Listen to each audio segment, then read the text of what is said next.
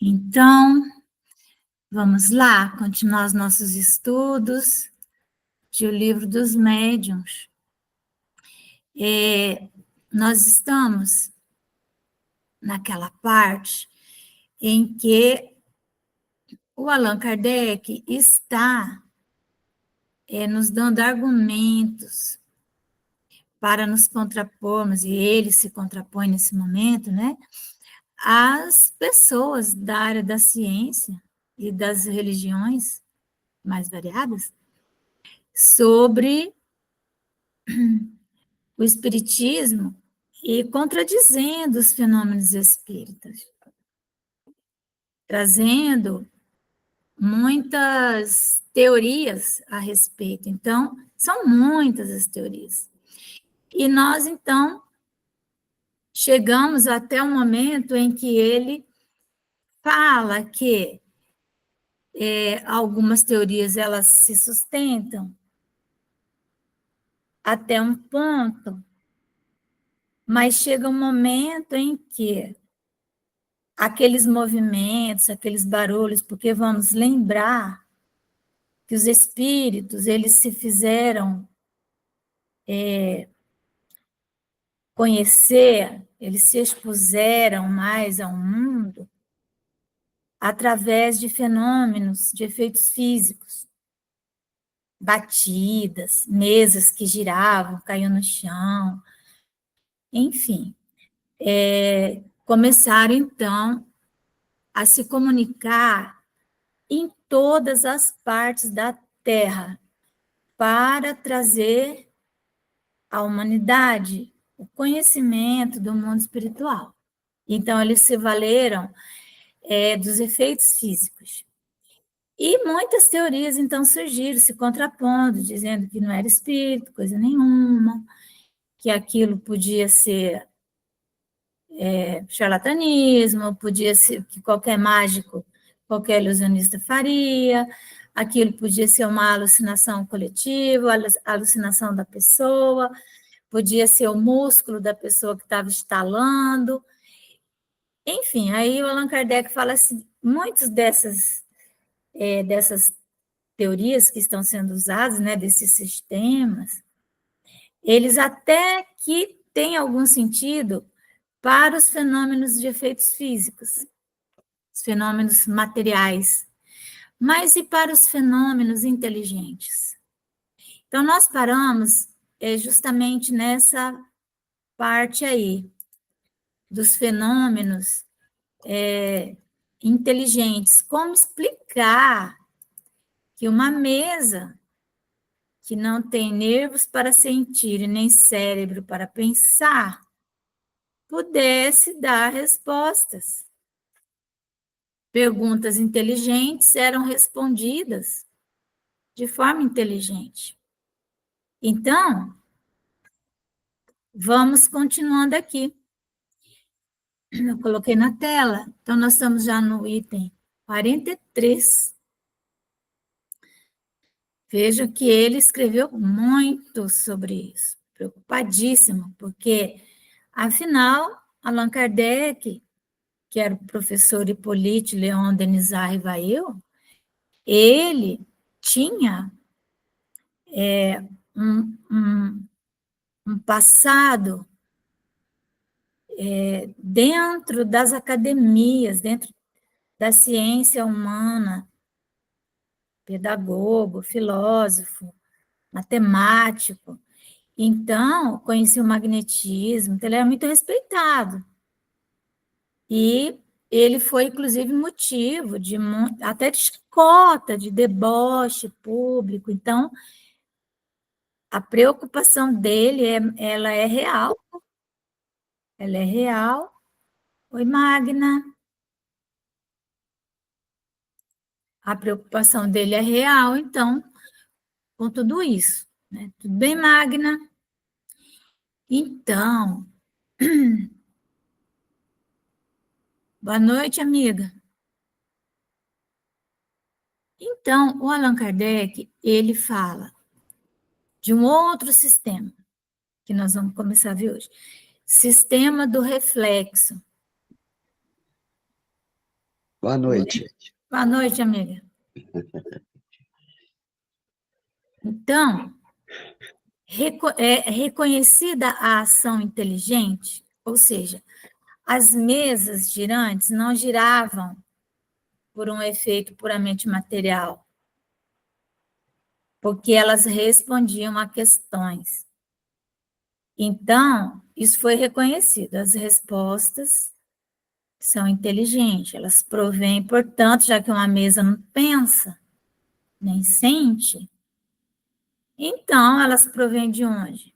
Elas provêm de uma fonte de inteligência, né? Então, reconhecida a ação inteligente, restava saber de onde provinha essa inteligência. Julgou-se que bem podia ser a do médium, a inteligência do médium, ou a dos assistentes a se refletirem como a luz ou os raios sonoros. Veja que explicação complexa, né? Muito mais fácil aceitar que um espírito foi ali e falou do que criar tudo isso que o médium, sem querer, deu a resposta, e aí movimentou a mesa, ou os assistentes fizeram isso. Mas não deixava de ser possível. Então, era possível. E só a experiência poderia dizer a última palavra.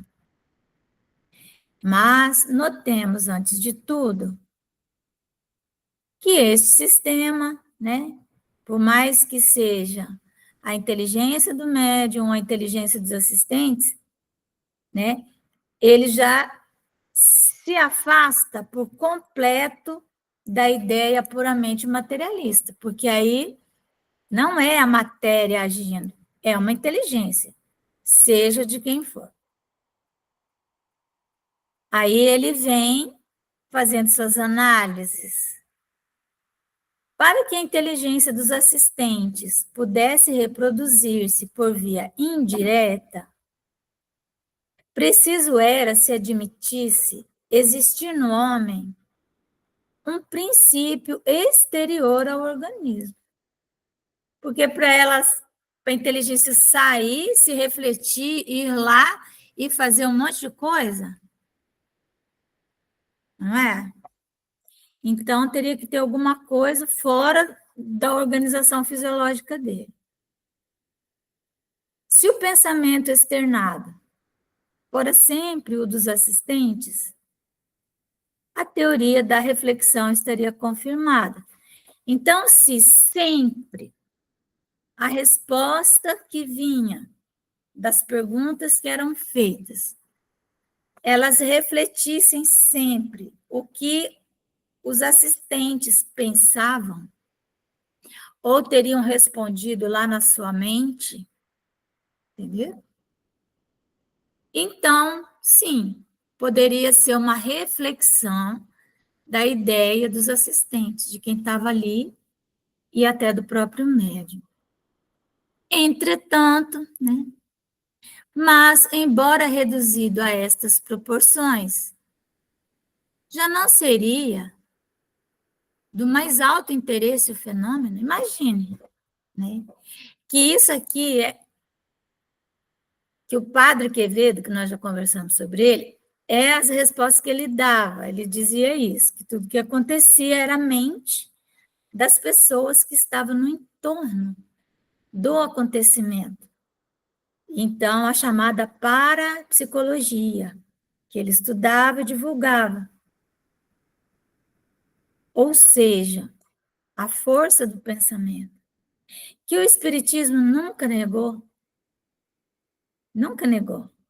que a nossa força mental, nossa força anímica é capaz, sim, de movimentar objetos. Né? Mas o Espiritismo não se circunscreve a isso, ele vai além. Né? O Padre Quevedo ficou nessa caixinha, que é essa daqui. Né? Já não seria coisa bastante notável o pensamento a repercutir num corpo inerte e a se traduzir pelo movimento e pelo ruído, só isso já não seria muito interessante, não é? Imagina, você está assim, de repente um objeto levanta, cai no chão, não sei o que, isso. Tá, não tem nenhum espírito ali, foi você que movimentou aquilo, isso já não é algo para ser estudado, né? Já não haveria aí o que excitasse a curiosidade dos sábios? Qualquer pessoa que goste da ciência vai se interessar, né? Vai se interessar. Por que então a desprezaram eles, que se afadigam na pesquisa de uma fibra nervosa? Então, se eles dão essa explicação, que seria um ato reflexo do pensamento dos que estão na assistência, por que não foram estudar? Porque o Allan Kardec, inicialmente, ele pensava que era isso mesmo. Mas ele foi estudar. Só a experiência, dizemos, podia confirmar ou condenar essa teoria. E a experiência condenou, porquanto demonstra a todos os momentos e com os mais positivos fatos que o pensamento expresso, né, que a resposta obtida, não somente pode ser estranho ao dos assistentes, mas que ele é muitas vezes contrário. Às vezes a assistência faz uma pergunta esperando a resposta X e vinha a resposta Y, que contradiz todas as ideias pré-concebidas e frustra todas as previsões. Então, muitas vezes, as respostas que os espíritos davam contrariavam aquilo que as pessoas pensavam e o que elas queriam. Portanto, não era fruto do pensamento delas. Com efeito, difícil me é acreditar que a resposta provenha de mim mesmo quando, a pensar no branco, se me fala em preto. Por exemplo, uma questão importante. Qual questão? Vamos colocar assim o tema do divórcio, por exemplo. Poderia que na assistência tivessem pessoas contrárias ao divórcio, católicos, né? Por exemplo, porque só existia a religião católica, protestante, e todas são contrárias ao divórcio. Então, estou dando um exemplo. Supondo que na assistência só tivessem essas pessoas, todas tivessem preconceito com relação a isso, né? Preconceito no sentido de um conceito prévio, de que isso contrariava as leis de Deus, e os espíritos disseram que não contraria, né? Não contraria as leis de Deus. Então, não é algo que eles estivessem esperando, muitos deles, né? Em apoio da teoria, por exemplo, a evolução, porque Charles Darwin, que publicou um livro chamado A Origem das Espécies, e que ele fala que as espécies, elas evoluem de um tronco comum, elas vão evoluindo, criando vários ramos, várias espécies, e só os fortes sobrevivem, e que, então, fantástico, mas essa teoria dele é de 1959, e o Livro dos Espíritos é de 1859, o livro foi publicado, Charles Darwin, né, A Origem das Espécies, e o Livro dos Espíritos foi publicado em 1857, falando isso, falando da lei de evolução universal, que depois que acontece, vamos dizer assim, há uma origem comum, mas quando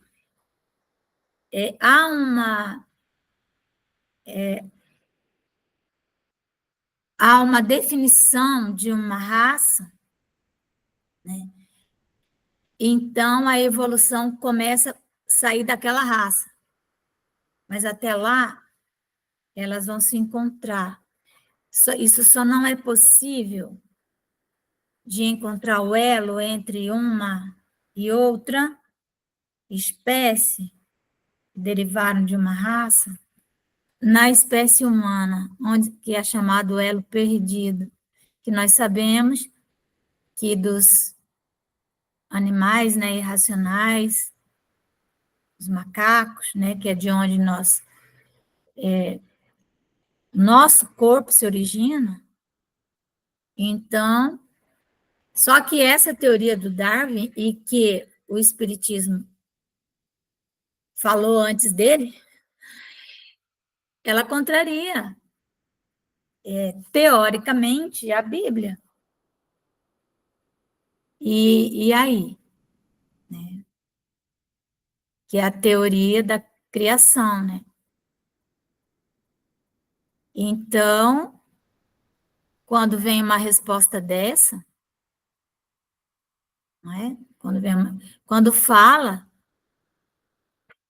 que, que existem outros mundos habitados, os planetas. Imagina, 1857, isso era algo assim, meu Deus. Hoje, falar sobre isso, as pessoas riem de nós. Imagina naquele tempo. Então, muitas respostas. E essas respostas, elas contam com a universalidade dos ensinos, ou seja, Allan Kardec só colocou como válida as respostas que ele coletou em vários pontos do planeta Terra e que fossem por médios que se desconhecessem de localidades diferentes, mas que elas fossem iguais, né? Não idênticas, porque, lógico, as respostas, elas são ideias que vêm revestidas de palavras. Então, as respostas que iam do Brasil, que iam da Rússia, muitos médiums da União Soviética, né? E tal, da China e de tantos lugares, eles se correspondiam. Ele pegava aquelas respostas todas e respostas que contrariavam, sim, o senso comum, aquilo que a maioria pensava. Aí, explicar como isso, né? Então, a pessoa está pensando no branco, tipo, o homem foi criado do barro. Aí os espíritos, não, o homem veio do macaco. Só que tem um elo perdido. Esse elo, essas cirurgias espirituais, os espíritos nos explicam, foi feita no perispírito dos símios, dos macacos, ela aconteceu onde? Aconteceu no mundo espiritual. Não foi na Terra, né? Não foi na dimensão material que isso aconteceu, porque ela não segue aquela linha que o Charles Darwin mostra de todos. Há algo ali, algo aconteceu, e que aquela inteligência que tinha um X, ela passou a ter 50 mil X, né? Então, em apoio da teoria que apreciamos, costumam invocar certos casos em que são idênticos o pensamento manifestado e o dos assistentes. Então, quando a pessoa quer fazer valer a sua teoria, ela vai lá e pega tudo que interessa para ela. Mas ela não pega os casos em que aquilo não se aplicaria, né? Mas que prova isso, senão que estes podem pensar como a inteligência podem pensar como a inteligência que se comunica? Não há por que pretender-se que as duas opiniões devam ser sempre opostas. Então, muitas vezes as opiniões convergem, mas isso não significa, apesar delas convergirem, não significa que seja da mesma pessoa ou do mesmo grupo, certo? Quando, no curso de uma conversação, o vosso interlocutor emite um pensamento análogo, ou seja, parecido ao que vos está na mente, direis por isso que de vós mesmos vem o seu pensamento? Então, só o fato por si mesmo de dizer assim, não, mas isso todo mundo aqui está pensando, então isso saiu da cabeça de todo mundo. Não, isso não prova isso, entendeu? Não é suficiente. Então, um investigador não pode usar esse argumento. Esse argumento, ele simplesmente não é válido. Mas nós vamos ter a nosso favor ainda o fato de que, em determinadas situações, a resposta ela era antagônica ou contrária. Mas o fato de ser igual também, por si só, não é suficiente para derrubar a nossa teoria de que aquela resposta veio de uma mente que não tem um cérebro de carne. Bastam alguns exemplos em contrário, bem comprovados, para que positivado fique não ser absoluta essa teoria. A teoria não é absoluta. Como explicar pela reflexão do pensamento as escritas feitas por pessoas que não sabem escrever? As respostas do mais alto alcance filosófico obtidas por indivíduos iletrados. As respostas dadas a perguntas mentais ou em língua que o médio desconhece, e mil outros fatos que não permitem dúvida sobre a independência da inteligência que se manifesta. Tinha também os casos, gente, da escrita direta. Eles faziam uma pergunta, pegavam um papel, pegavam uma caneta, colocava dentro de um cofre e trancava o cofre. Passava a reunião, terminava a reunião com outras questões também, eles iam lá e abriam o cofre, tinha uma resposta lá. Como? A opinião oposta não pode deixar de resultar de falta de observação. Quem pensa o contrário, quem diz que isso não é possível, simplesmente não observou o suficiente, ou seja, ele não agiu cientificamente, porque a observação é um método científico.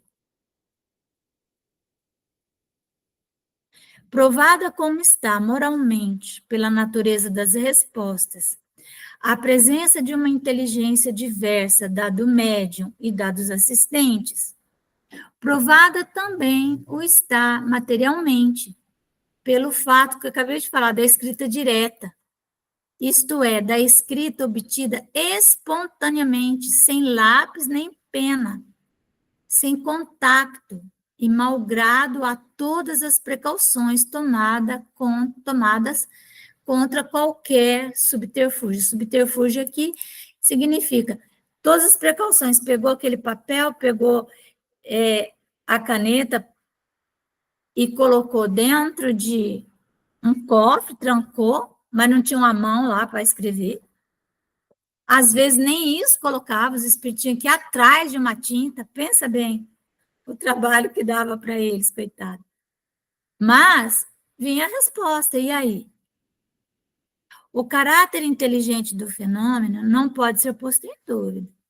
Logo, há nele mais alguma coisa do que uma ação fluídica, uma simples ação fluídica de transmissão de pensamento. Depois, a espontaneidade do pensamento expresso, contra toda expectativa, e sem que alguma questão tenha sido formulada, não consente se veja nele um reflexo dos assistentes, porque às vezes vinha uma teoria escrita e que ninguém perguntou. Principalmente quando era escrita direta, ninguém perguntou aquilo. Os textos maravilhosos que nós temos no Evangelho, Instrução dos Espíritos, aquilo era obtido Muitas vezes sem ninguém estar pensando naquilo. Exatamente naquele texto, naquele conteúdo. Em alguns casos, o sistema do reflexo é bastante descortês. Quando, numa reunião de pessoas honestas, surge inopinadamente uma dessas comunicações de revoltante grosseria, porque espíritos também ignorantes, espíritos sem educação, também se comunicavam, como nós vemos até hoje nas nossas mediúnicas. Aliás, é o que mais aparece. Né? Então, se os assistentes são pessoas educadas, pessoas sensíveis, e vem uma comunicação grosseira, né? Revoltante grosseria, fora desatencioso, né? Ou seja, descortês para com os assistentes, pretender-se que ela haja provindo de um deles, sendo provável que cada um se daria pressa em repudiá-la. Vede o Livro dos Espíritos, introdução, parágrafo 16. Então, veja, nós estamos numa mediúnica, né? Lá, aí vem um espírito obsessor e começa a dizer palavras. Claro que o médium educado, ele filtra o máximo que ele pode, mas muita coisa ele não consegue. Às vezes o espírito dá amor na mesa, grita. E aquele médium, ele jamais faria isso. Ele mesmo, não é? Então, a explicação é que não é ele. É isso, meus amores? Alguém quer fazer alguma questão? Porque nós vamos parar por aqui. Porque o outro sistema ele é longo também, não é? E aí, é isso. Vamos parando.